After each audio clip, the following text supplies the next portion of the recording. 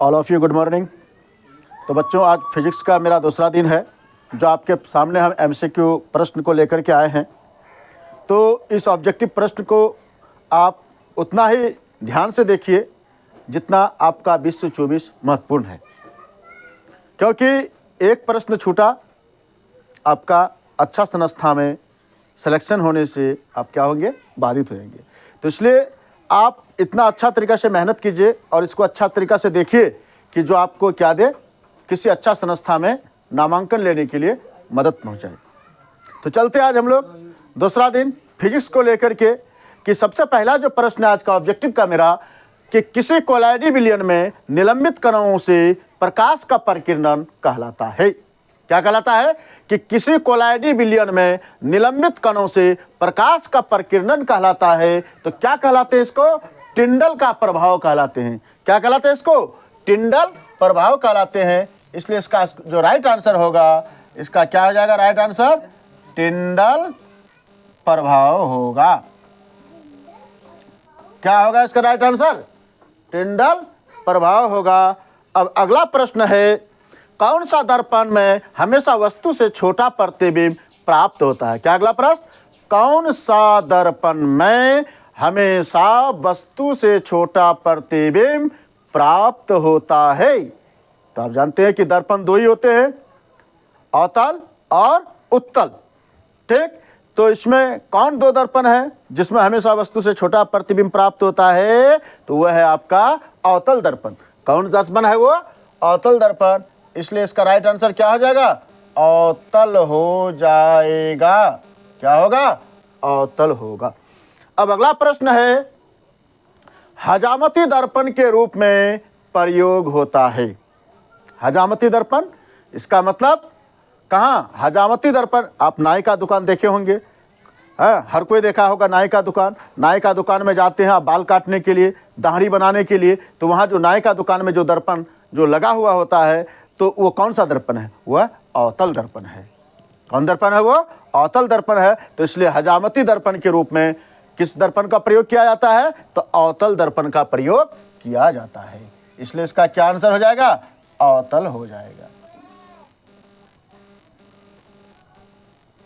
अब अगला प्रश्न है, विभवांतर का एसआई मात्रक होता है। इसका विभवांतर का एसआई मात्रक होता है। तो विभवांतर का एसआई मात्रक क्या होता है? किसने दिया था इसको? बोल्टा ने दिया था। इसलिए उसी के सम्मान में इसको क्या कहा गया? बोल्ट कहा गया है। इसलिए विभवांतर का एसआई मात्रक क्या हो गया? बोल्ट होता है। क्या होता है विभवांतर का एसआई मात्रक जी? बोल्ट होता है। क्या होता है विभवांतर का एसआई मात्रक? बोल्ट होता है। अब अगला प्रश्न है, फोटोग्राफी कैमरा का अभिदृश्यक होता है। कहता है कि फोटोग्राफी जो कैमरा है उसका जो अभिदृश्यक होता है, यानी उसमें कौन सा लेंस होता है? तो उसमें उत्तल लेंस होता है। कौन सा लेंस होता है? उसमें उत्तल लेंस होता है। इसलिए फोटोग्राफी कैमरा का अभिदृश्यक होता है। तो इसका आंसर हो जाएगा उत्तल लेंस। क्या हो जाएगा? उत्तल लेंस हो जाएगा। अब अगला प्रश्न है, मानव नेत्र में कौन सा लेंस पाया जाता है? कहां पर? मानव नेत्र में, मनुष्य के आंख में कौन सा लेंस पाया जाता है? तो मनुष्य के आंख में जो लेंस पाया जाता है वह है उत्तल लेंस। कौन सा लेंस है? वह उत्तल लेंस है, क्योंकि आंख है तो सब कुछ है। ठीक है, इसलिए इसको ज़्यादा अपना ब्रेन पर रखना है कि हमेशा मेरा आंख में कौन सा लेंस है? उत्तल लेंस है। इसलिए इसका राइट आंसर क्या आ जाएगा? उत्तल लेंस हो जाएगा।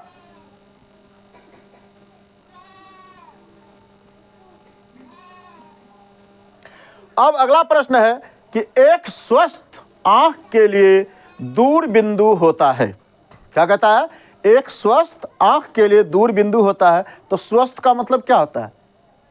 साफ सुथरा, जिसे अच्छा रूप से दिखाई दे।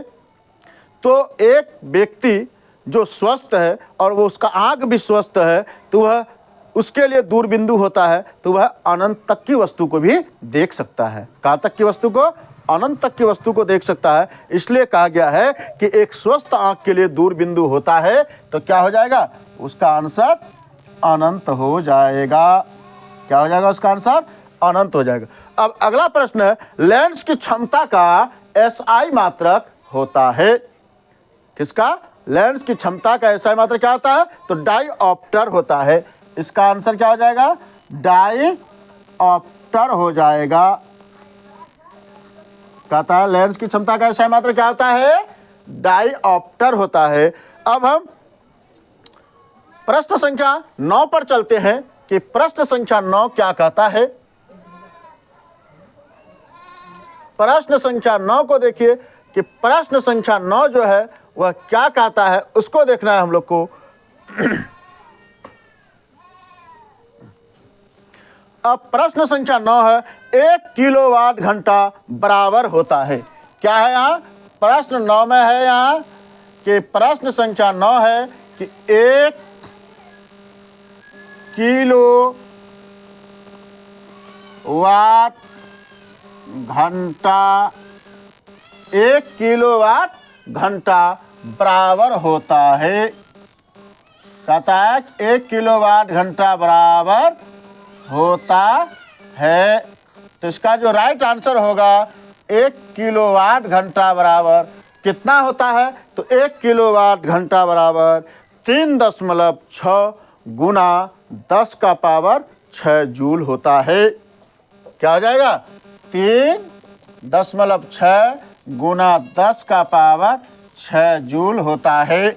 यानी 1 किलोवाट घंटा बराबर 3.6 गुना 10 का पावर 6 जूल होता है।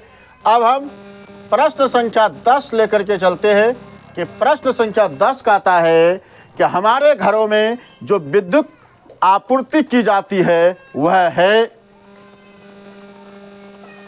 हमारे घरों में जो विद्युत आपूर्ति की जाती है वह है, कहता है कि हमारे घरों में जो विद्युत आपूर्ति की जाती है वह है। तो इसका मतलब वह कितने वोल्ट का है? तो वह 220 वोल्ट प्रत्यावर्ती धारा का है। कितने वोल्ट का है वो? 220 वोल्ट। और क्या लिख देंगे? प्रत्यावर्ती धारा लिख देंगे। कौन धारा? प्रत्यावर्ती धारा। अब प्रश्न संख्या 11 है। प्रश्न संख्या कौन सा है? 11 है कि विभवांतर मापने के लिए किस यंत्र का उपयोग किया जाता है? क्या मापने के लिए? विभवांतर।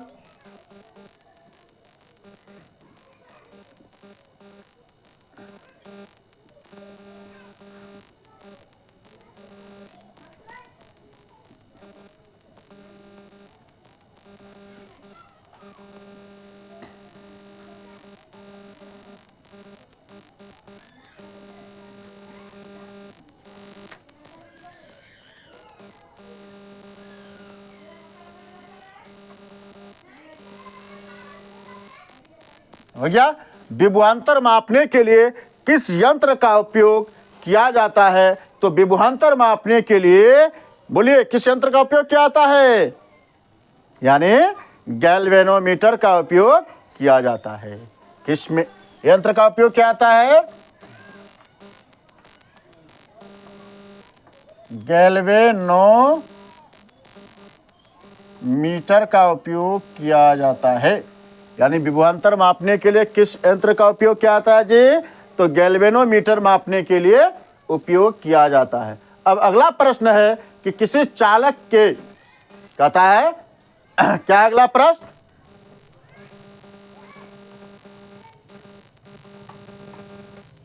किसी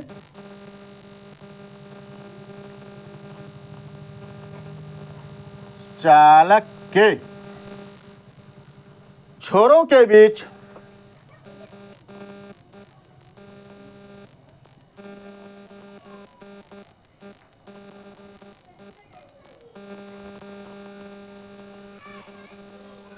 विभवांतर भी,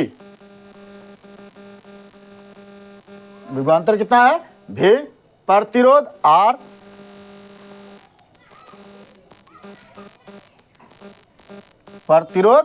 R एवं प्रवाहित धारा I एवं प्रवाहित धारा I के बीच संबंध है।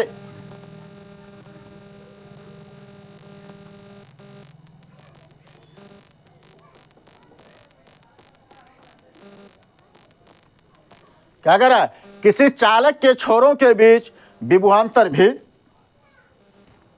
प्रतिरोध R एवं प्रवाहित धारा I के बीच संबंध है। तो क्या हो जाएगा इसका आंसर? यानी R बराबर V बटे I हो जाएगा। यानी V बराबर RI IR। V बराबर क्या होता है? IR। तो यहाँ क्या होगा? यानी R बराबर V बटे I। IR बराबर क्या V है। यहाँ अगर कुछ नहीं है तो यहाँ 1 छिपा हुआ है यहाँ पर। तो जब इसको क्रॉस मल्टीप्लिकेशन करेंगे तो V बराबर क्या होगा? IR या IR बराबर V। इसलिए R बराबर क्या होता है? V बटे I होता है। अब अगला क्वेश्चन कि प्रतिरोधकता का SI मात्रक क्या होता है?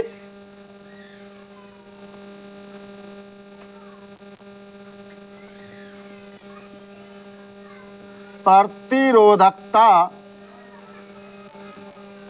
का SI मात्रक होता है। क्या होता है? प्रतिरोधकता का SI मात्रक होता है। तो सबसे पहले प्रतिरोध का SI मात्रक होता है। तो प्रतिरोध का SI मात्रक क्या होता है? ओम होता है। तो अब यहाँ प्रतिरोधकता है तो प्रतिरोधकता का SI मात्रक ओम मीटर होता है। क्या होगा इसका आंसर? ओम मीटर होता है। प्रतिरोधकता का SI मात्रक क्या होता है? ओम मीटर होता है। अगला प्रश्न है ग्लोबल वार्मिंग के लिए उत्तरदायी गैस है।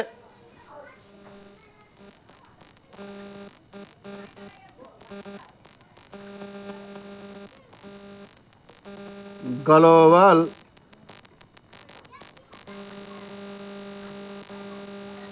वार्मिंग के लिए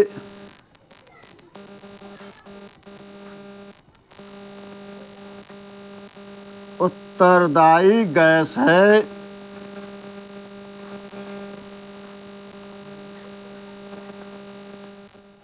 किसके लिए? ग्लोबल वार्मिंग के लिए उत्तरदायी गैस है। तो कौन सा गैस है ग्लोबल वार्मिंग के लिए सबसे उत्तरदायी? वो है CO2 कार्बन डाइऑक्साइड। इसलिए इसका आंसर क्या हो जाएगा? CO2 यानी कार्बन डाइऑक्साइड ग्लोबल वार्मिंग के लिए सबसे उत्तरदायी गैस है। अब अगला प्रश्न है नाभिक ऊर्जा प्राप्त करने के लिए आवश्यक तत्व है। कौन ऊर्जा प्राप्त करने के लिए? नाभिक ऊर्जा।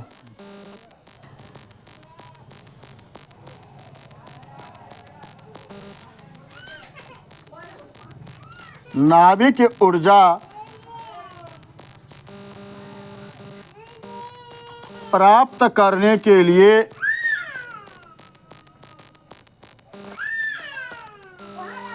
कहता है कि नाभिक ऊर्जा प्राप्त करने के लिए आवश्यक तत्व है।